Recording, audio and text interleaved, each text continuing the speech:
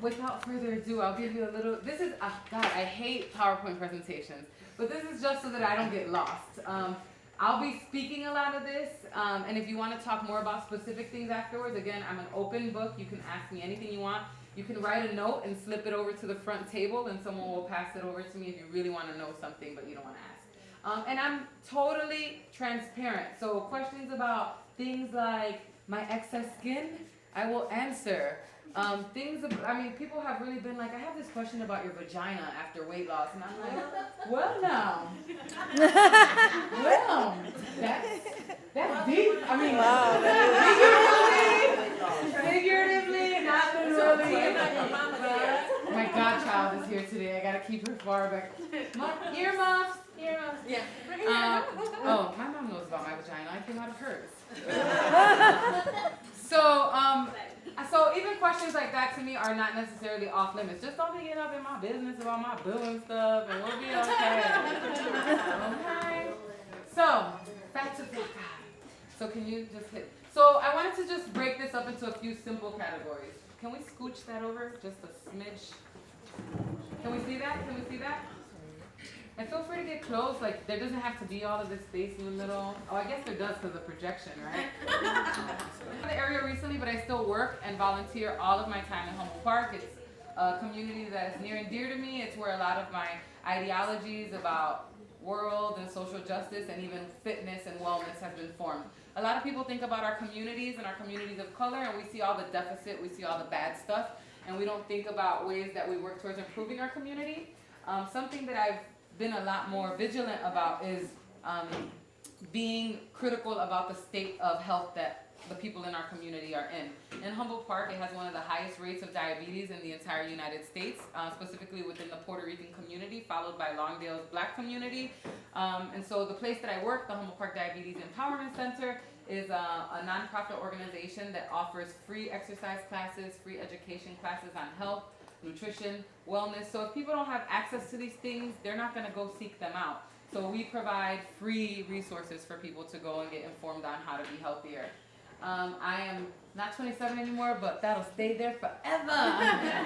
I'm an undergrad at NEIU, but I'm looking to transfer out to UIC and to pursue some more formal training in kinesiology and nutrition because I love this stuff, guys, and so I'm pretty good at losing weight on my own, and when my friends listen to me, their scales move too. So I think that that's something that I definitely want to pursue and be able to give back to the community as a Latina who's not someone who doesn't understand our cultural foods, our cultural backgrounds and practices, because that's a very specific experience. So I want to be able to kind of look at wellness and weight loss and fitness from that perspective. I am a food and fitness lover. As someone who struggled with food addiction and with coping through eating, I have to be very careful about my relationship with food because it's okay to be like, I really like pizza. It tastes really good, so I'll have pizza from time to time. That's completely different from like, I'm miserable, so I'm going to eat pizza until I can't eat anymore every day this week, and then I'm going to feel horrible about it and hate myself. Because when we get to that point, there's some different stuff at play that we have to address. And I shouldn't say have to address because you don't have to, but if you want to be a healthy person, it's not just about being physically healthy, because I can do 1,000,000 push-ups and be completely depressed and be unhealthy in other ways, and that doesn't mean that I'm a healthy person, right? I am a weight loss surgery patient. I had a vertical sleeve gastrectomy on April 25th, 2012, so it's been a year and 10 months. It'll be a year and 11 months in 5 days. Yeah. I'm like somebody who had a newborn baby and they're like, my baby's 46 months old. It's like at some point there's some years up in there. You can't be doing all this damn math. But it's been a year and 10 months, honey. So I had a vertical sleeve gastrectomy. Actually, I didn't put a slide in here about what that is, so I'll just explain it briefly. There are different weight loss surgeries. Some are restrictive, and what that means is that it just restricts how much food you can eat. One of those surgeries is a lap band. That's when a foreign object is put into your body, and it constricts the amount of food that you can eat, and so it takes a longer time for your food to go into the smaller pouch that's restricted into the larger part of your stomach. I didn't want a foreign object in my body, because I'm like, why are you going to add weight if I'm trying to lose it, right? But also, the lap band has a high rate of complications. There are a lot of documented complications like erosion, slippage. It's not a surgery I would recommend at all because I've met a lot of people with it and I've talked to a lot of surgeons about the complications, and I think they're going to stop producing it at some point because there are so many complications with the lap band.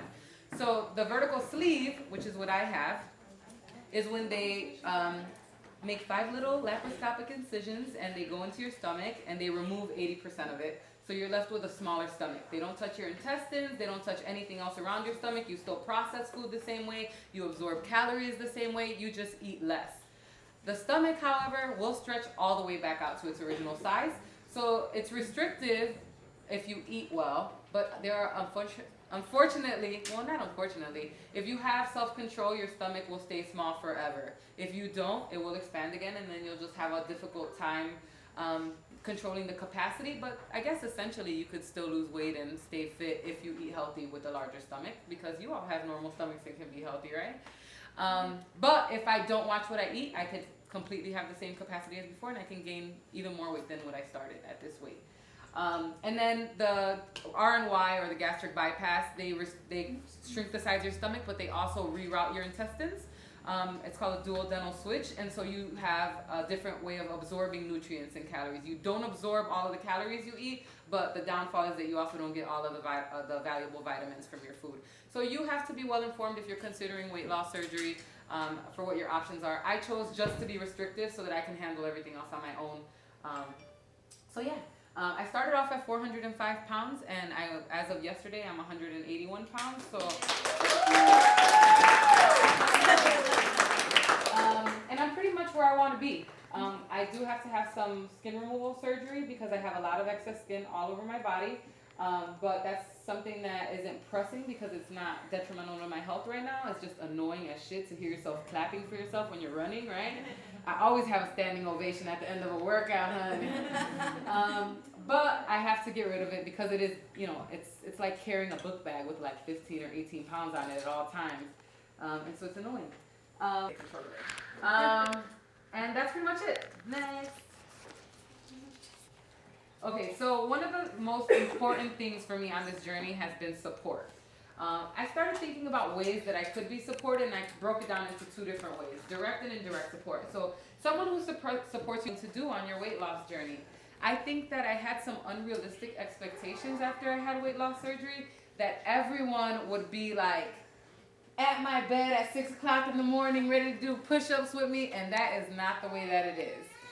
It might be what people say to you in the beginning, but everyone has a different level of priority for fitness in their lives, and it's not going to be the same as yours. So you should not rely to seek your support and staying motivated from other people. If you don't find that sense of motivation within yourself, you're going to end up being very disappointed at what happens when no one else is there to run with you or to tell you to put the french fries down, right?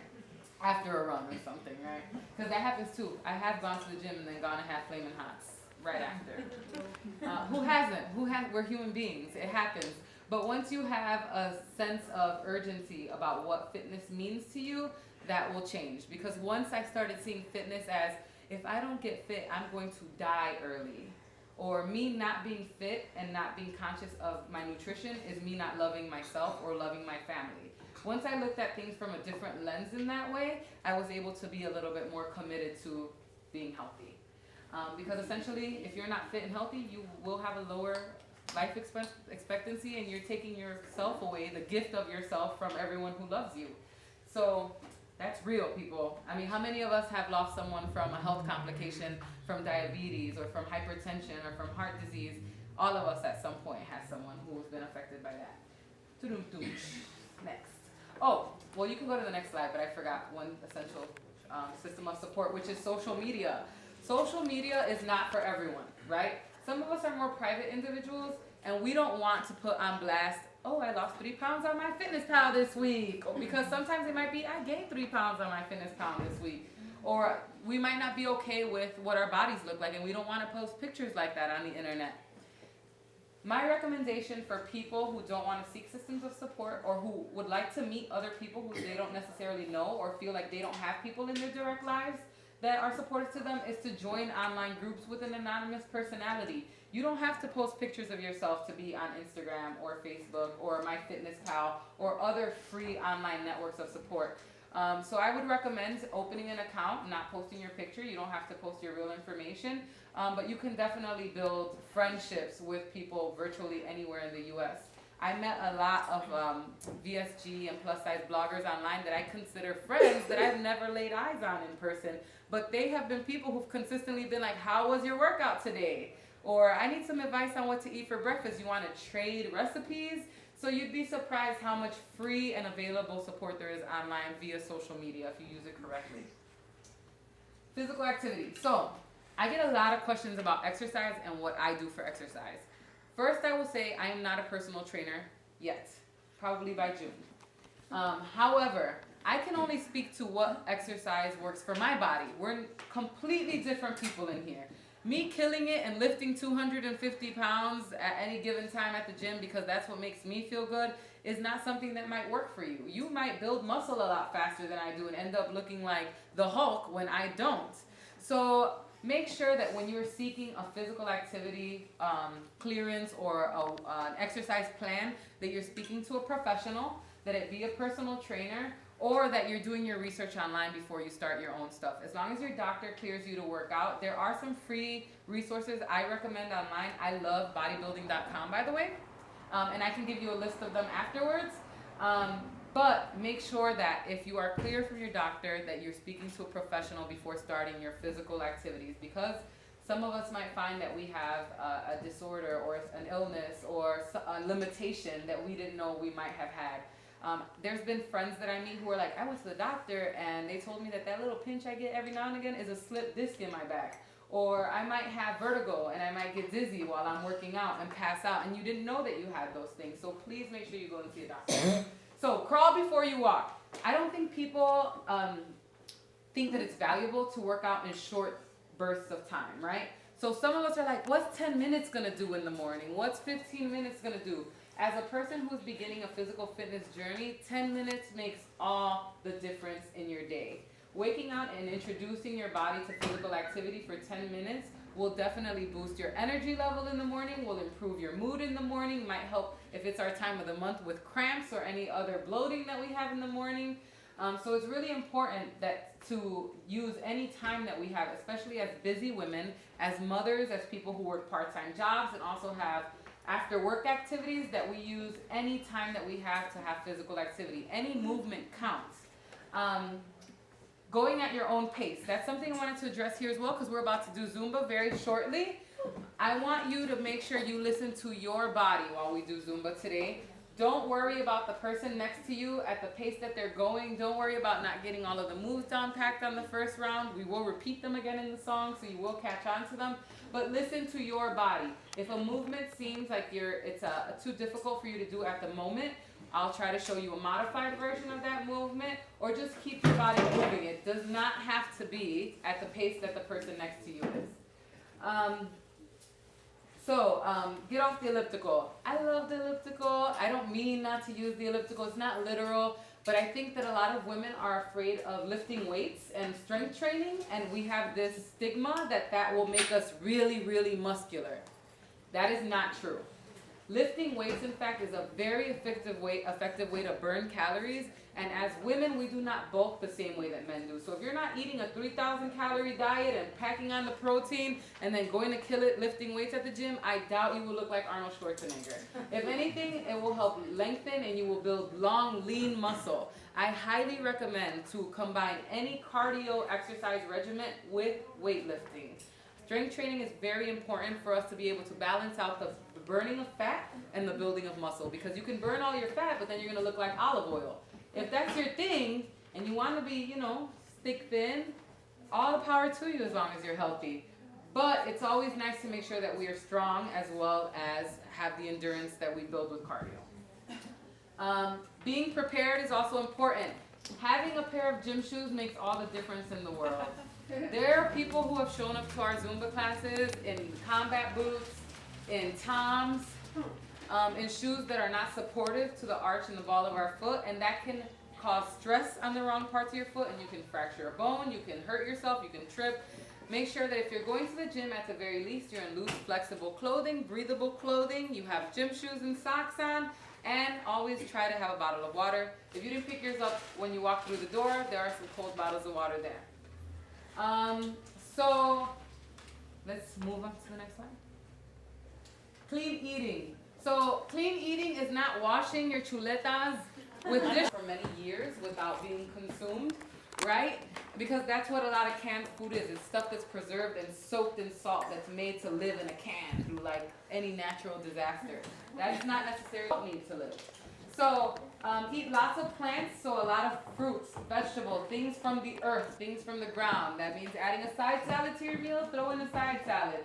Make sure that half of your plate is as green as possible and as full of fruit and vegetables as possible at all times. Include meats. If you're not a vegetarian and you can eat meat or you don't have any meat allergies, people are very afraid of meat. And I think that I have a girlfriend who only eats boiled chicken and it drives me effing crazy, right? Because we have these preconceived notions of what healthy food is, and sometimes people stick to just eating turkey breast and chicken breast, turkey breast and chicken breast. How boring is that? I would like shoot myself in the foot if I had to do that every day. So just make sure that the cut of meat that you eat is a lean cut of meat, that you're cutting off all the grasa, the fat from your food, that you're choosing things that are protein packed, like fish or chicken, or you can even eat red meat, but it's about how lean the meat is.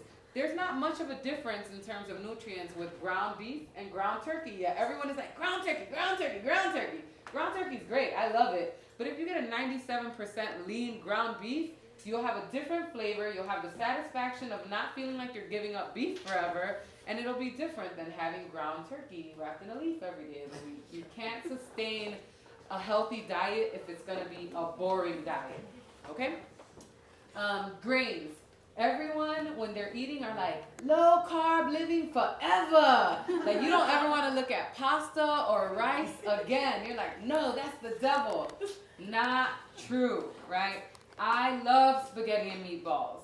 I just make sure that the portion of spaghetti I have is one that's recommended on the box, and it's not like whatever I serve on my plate. Like actually reading labels and learning what an accurate portion for your diet is. Making sure that it is a whole grain version of our white, highly processed grains or pasta is very important. So you can have a whole wheat or an Ezekiel or a whole grain slice of toast or brown rice or wheat pasta, wheat Alfredo. There's so many options on the market now that there shouldn't be a limitation to grains in your diet. Just make sure that it's a recommended portion of a grain. You can't have a half a plate of wheat spaghetti and think that you're going to lose any weight. Because it's still more than what you should be eating with whatever calorie restriction you have for your weight loss goal. So I say eat grains. I love quinoa. That is my rice substitute. I put some habichuela guisa on a pile of quinoa and I am good. I like to call that protein on protein on protein, like racks on racks on racks. What is quinoa? Quinoa is a seed. I have it under grains, but it's really a seed. It's a superfood, so it looks like kind of similar to arroz, but in pelotitas, in little balls. And you cook it very similarly that you would brown rice or an instant rice. It actually cooks pretty quickly, but it resembles to me a grain, but it's a seed that you can make savory or sweet. So you can eat it like a pudding in the morning with some Greek yogurt and fruit and a little honey or some cinnamon, or you can eat it and boil it in a low sodium chicken broth and some chopped up cilantro or garlic, or even cook it the same way that you would in arroz amarillo. And so quinoa to me is my favorite rice substitute. So I highly recommend, if you've never had it, to go and try it. If you go to Cermak, the one on North Avenue in California, Goya has these bags of quinoa that are $3.50 as opposed to a $6 box of ancient quinoa grain from Jewel right across the street. I'm just trying to put your game up. That's where you want to get your quinoa from. Sir to the Mac. Okay. And then reading labels. I will be offering some label reading workshops soon in the future where we can really look at portions on labels, on what all of the nutrients we should be looking for and vitamins in our food, and what all of the nutritional content of labels means. But you should also educate yourselves. The only way I know all of this is because of Google.goddamn.com. You can Google, Wikipedia, you can look all of this stuff up on your own and get used to it. It's always good to learn in a classroom setting and with a group dynamic so you can ask questions and really get into the nitty-gritty of what you're doing. But I highly recommend that you get familiar with reading labels. It's essential in losing weight to know what you're eating and to know how much of what you're eating. Especially if you use counting calories, you're counting carbs or counting protein, you gotta know what those numbers mean on the label. We're almost there. Yay! So can we just go through some pictures? This is all my contact info. I'll leave it up here while we do at the end of the Zumba session. I'll just have it up here.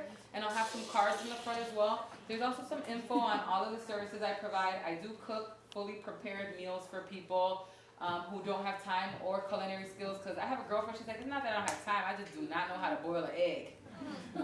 So I offer those services. I also will be doing cooking demonstrations. I come to private parties. I have them at my house. We'll work something out. I will create a perfect package if it's something that you're interested in doing. If you want to get your family on board, if you need your cabinets cleaned out and restocked the way that you want for weight loss, I'm your girl. Just talk to me more about it later or pick up some information on the front table a little bit later.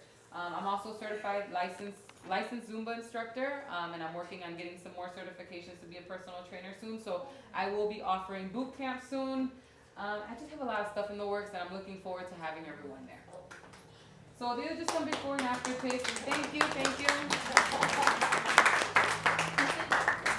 So these are some before and after pictures. This is me, I think, at my heaviest at about 400 pounds. This was a couple months ago. I was 20 pounds heavier there. Next.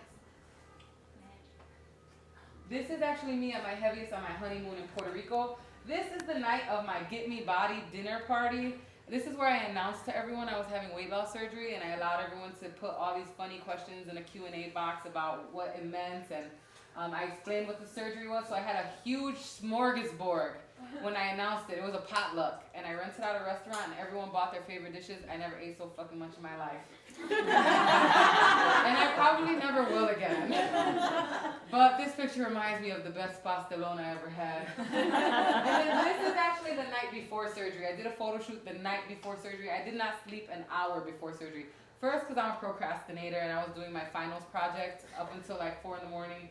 But I just was also very nervous, which is why my doctor was very scared after surgery, because after coming out of anesthesia, I was still sleeping. He's like, she won't wake up. And I'm like, I'm tired. Back up.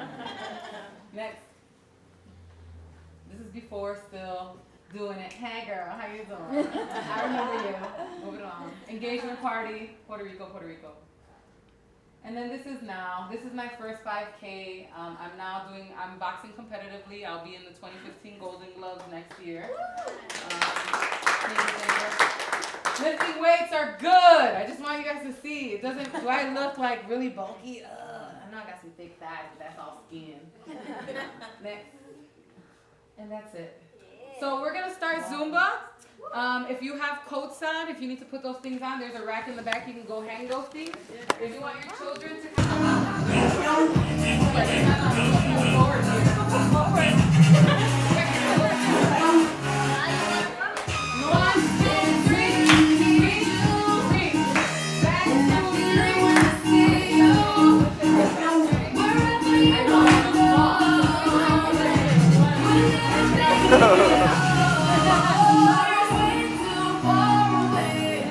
That's what you mind? Just switch. Go this way. But we young right now, we got right now, so get up right now, 'cause all we got is right now. Way too far away, but we keep getting back yesterday. But we young right now, we got right now, so get up right now, 'cause all we got is right now. 'Cause all we got is right now.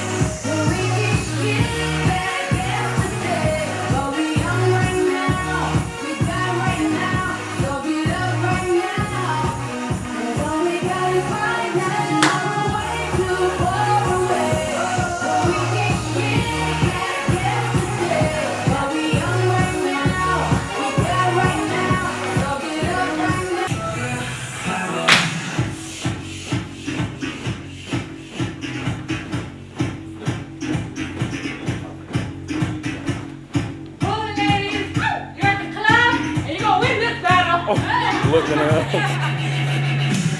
March it out.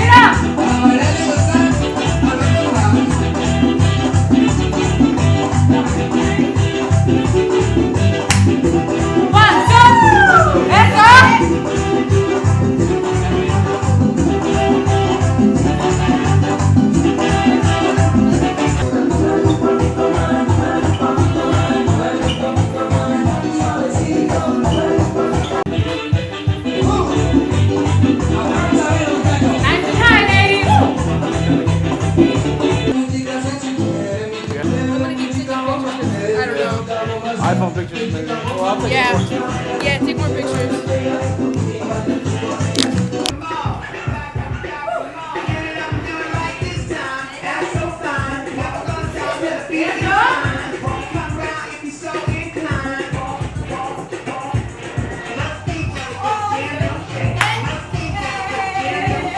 Must be Johnny got jam, don't shake. Kiss my grip. Mama's in the kitchen, by the oven on the fridge. Daddy's in jail. Raising hell. And it's time to come. Sit down, come Hit it! Wake up!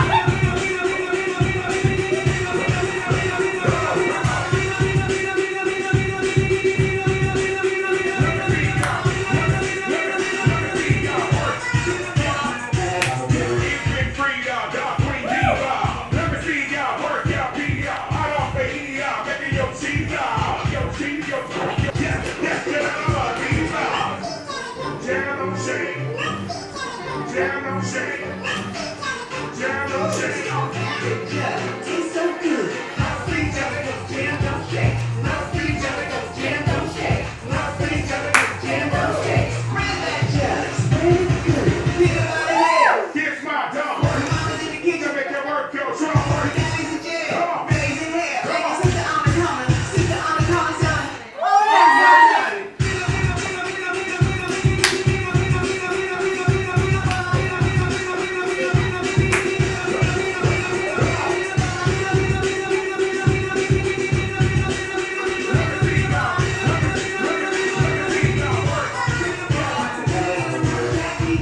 Watch me shake. Yeah, all the brothers wanna eat this cake. Let me show you how to empty that. Let me hear your Jimmy Choo. Pay my dues. Look at what you gonna do. Run on no local